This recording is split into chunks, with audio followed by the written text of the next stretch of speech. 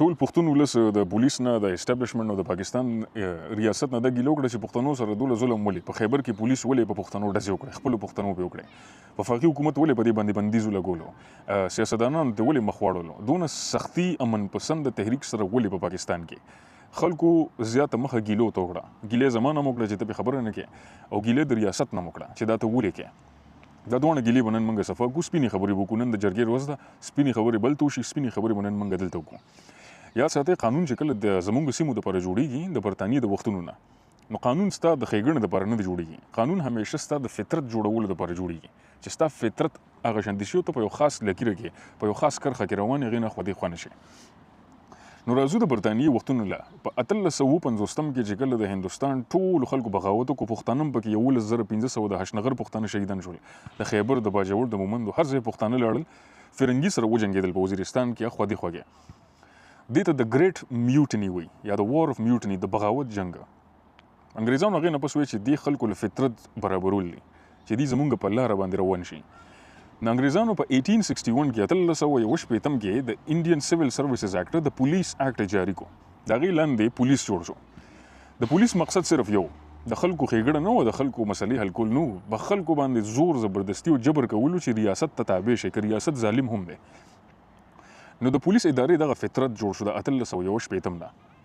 هغه فطرت اوس تاسو به وایئ چې حمزه وروره 1861 کې د پولیس فطرت او 2023 کې دا څنګه یو بل سره ته برابرې نو زه درته وایم فطرت کله نه بدلیږي چې یو ځل برابر شي په دې باندې سوشل ساینټسټ او سوشل ساینسدانانو په دې باندې ایکسپریمنټ کړی دی د منکیز اینډ د لیډر ایکسپریمنټ زه به دلته ولګوم په یو اتاق کې په یو ځای کې یو کمره کې 3 شادوګانې کېدي او د اندرنپایا د پاسه کیلې ورته ځوړندې کي چې کوم ورخیجي کیلو دپاره د یخ اوبو دغه پې کوي پایپې ورته یخ اوبو نیولي ټول ویریږي چې که موږ دې کیلو ته لاس وړو نو یخ اوبه به راباندې واچولی شي او دا زموږ نه خوښېږي ساینسدانانو هغې ته فطرت جوړولو د هغې نه یو شادو لرې کړه یو نوې واچوله چې نوې واچوله هغه وروخته کیلو د پاسه چې ورخته د نورو شادوګانو پې راکېښودې ویې ویلو چې د لین نه مخ وځه مالک راباندې ظلم کوي یخې اوبه راځي هغې دا فکر کو چې کیلو له زه لاس وړم دا یخې اوبو سره یو ځای دی دا به ما باندې یخې اوبه اچولي کېږي واپسې زړه دویمه شادو یې لرې کړه دقسې درېمه یې لرې کړه څلورمه یې لرې کړه اوس نوې څلور شادوګانې دي خو په یو باندې هم یخې اوبه نه دي اچولی شوی خو هر یو شادو چې کوشش کوي کیلې پسې نو یو بل وخي قانون پیله جوړ شو قانون هغې نه پس راښکاره نه دی ټولې هغه زړې شادوګانې چا باندې چې اوبه اچولې شوې هغه تېرې شوې اوس نوې شادوګانې دي خو چونکې یو بدلېدو یو به وتو یو بدلېدو یو به وتو هغه فطرت پاتې شو اوس اوبه هم نشته یخې اوبه هم نشته کیلې هم شته هغه ساینسدانان هم نشته خو یو شادو هم دا کوشش نه کوي چې کیلې له لاس ویسي فطرت جوړ شو د 1861 قانون چې دی که ځوانانو ته دا نه پته د پاکستان جوړېدو نه پس هم دغه د پولیس اکټ 1861 1861 چې د هغې لاندې پولیس ته اختیارات و چې په خلکو جبر وکړي ظلم وکړي د ریاست ریټ قایم کړي د ریاست خبره که غلط وي که هر څنګه خپل ولس باندې ظلم کول دي او هغه خبره به منل دي نو دا تر 2002 پورې 1861 نه واله تر 2002 د پرویز مشرف په وخت پورې پولیس هم په هغې برطانوي قانون باندې چلېدو د پولیس اکټ 1861 همغه د پولیس فطرت و د دې نه مقصد زموږ دا نه دی چې پولیس کې دا ځوانان چې دي دا بې غیرته دي دا ځوانان بې ناموسه دي نه فطرت د هغې ادارې دا دی په خپل خلکو باندې ظلم او جبر کول دي په 2002 کې چې پرویز مشرف دا اکټ د پولیس ریفارمز order راوستله چې پولیس کې موږ بدلون راولو دا د کولونیل وختونو پولیس ته د اوسني زمانو سره نه چلی هم د دې پولیس پی ایس پی او سیویل افسرانو او سیاستدانانو دغه order مخالفت وکړو ځکه چې په پرویز مشرف هغه order راوستو هغې کې د پولیس د ولس لاس له راوستو پبلک سیفټي کمیشنز یې جوړ کړله د ولس د محفوظیت لپاره د پولیس کمپلین ادارې جوړې کړې پولیس یې د بادشاهۍ نه لاندې ځمکې ته راوستو د عوامو لاس ته یې راوستو خو همغه پولیس د دې مخالفت وکړو زموږ پولیسه او سیاستدانانو مخالفت وکړو ولې ځکه چې هغه جبري هغه زور زبردستي ظالمانه رویې په تاڼو کې خلکو سره جبر پیسې اخیستل دا ته په دې نوي ریفارمز order 2002 کې نشي کولی دا صرف د برطانیې په قانون باندې کېدل نو هغه قانون کې په زور امندمنټس راوستله او د هغې ټول دغه ریفارمز order زور ختم شو نو دا د پولیس فطرت دی د پاکستان که هغه د پنجاب دی بلوچستان دی سند دی او پښتونخوا دی دا پښتنو ته به دې ته د پښتنو په نظر نه ګورئ دې ته به ګورئ چې دا د کومې ادارې دی او د هغې ادارې فطرت د انګریزانو د وخت نه څه دی یاد ساتئ دا هماغه اداره د پولیسه چې د عبدالقیوم خان چیف منسټر لاندې په بابړه کې عمدي پولیس فوج دا ډزې نه وې کړې په بابړه کې پولیسو ډزې کړې وې وسره فوج هم وسره اف سیم راغلی و خو پولیسو ټول اول ډزې کړي دي په باپړه کې هم په خپل پښتنو باندې هم د دې پښتنو نو دا د دې فطرت ته ځکه دي دا کارونه کوي دا ځوانانو دا تاسو نو کو دا پښتنه او تاسو ته معلومه شو خو موږ ډیره مننه کوو د پولیس ډپارټمنټ ځکه دا ثابتول دی ولسته چې د پولیس زمونږ پولیس نه دی دا د وفاق پولیس دی دا د ولس پولیس نه دی دا د اسټابلیشمنټ د مالدار خلکو د اشرفیو پولیس دی دا ثابتول موږ د پر ډیر مشکل پولیس په خپل راغی دا کار په خیبر کې وکړو خلکو ته وخول چې موږ ستاسو خلک نو بهشکه موږ په جبه په پښتو په کلتور موږ یو خو ستاسو خلک موږ نو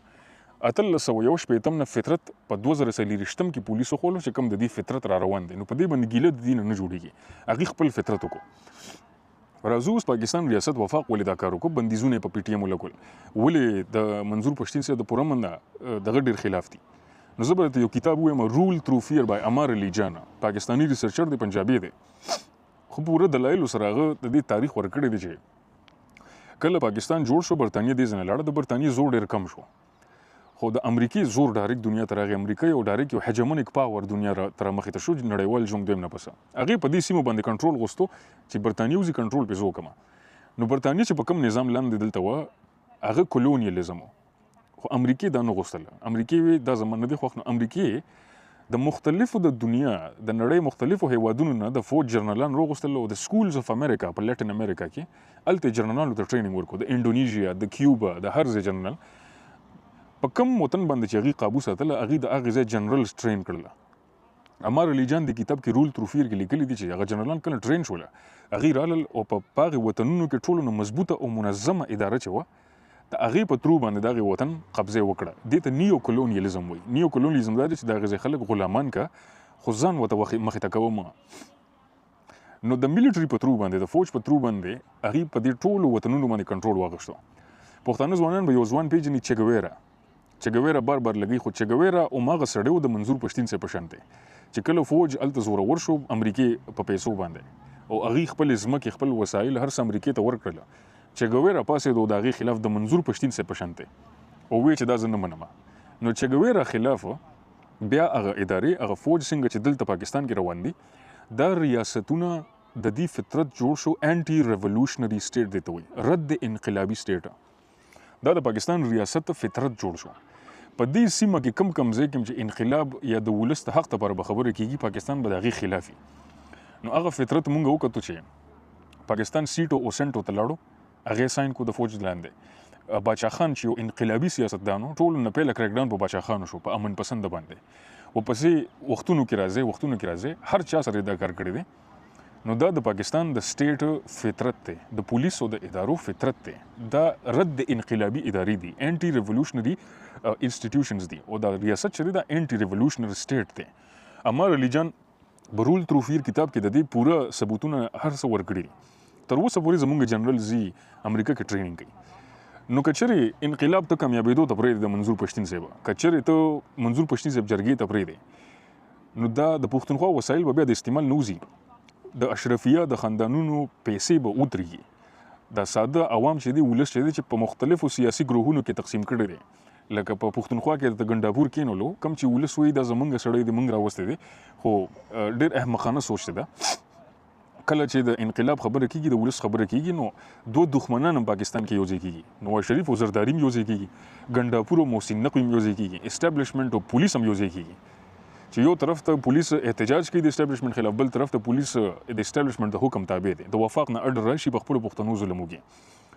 د دې ټولو شته ریزن هم دا دی چې د پاکستان جوړېدو مقصد دا و چې په دې سیمه کې په هر ځای کې د انقلاب سیاست روچتېږي د انقلاب خبرې کیږي د سوشلیزم خبرې کیږي د خپل ځمکو خپل اختیار خبرې کیږي چې هر څوک کوي هغه د طالب نه زیات خطرناک دی پاکستان ته هغه د اسرائیل نه زیات خطرناک دی پاکستان ته هغه د مسلمانانو د اسلام د دښمن د هر څه نه زیات خطرناک شوی هغه انقلابي سیاست دی ځکه هغه کې د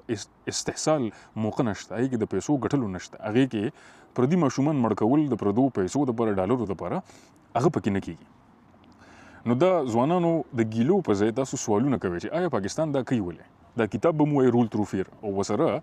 فطرت د پولیس د 1301 نه جوړ شوی دی د ظلم د جبر د پیسو غستو د لالچ د رشوت د سیاستدانانو د پر کارونه کول ډیر نږدې نه د پولیس منګه پیژنو خو اوس بس کېږي، اوس ځوانانو ته معمولي وایم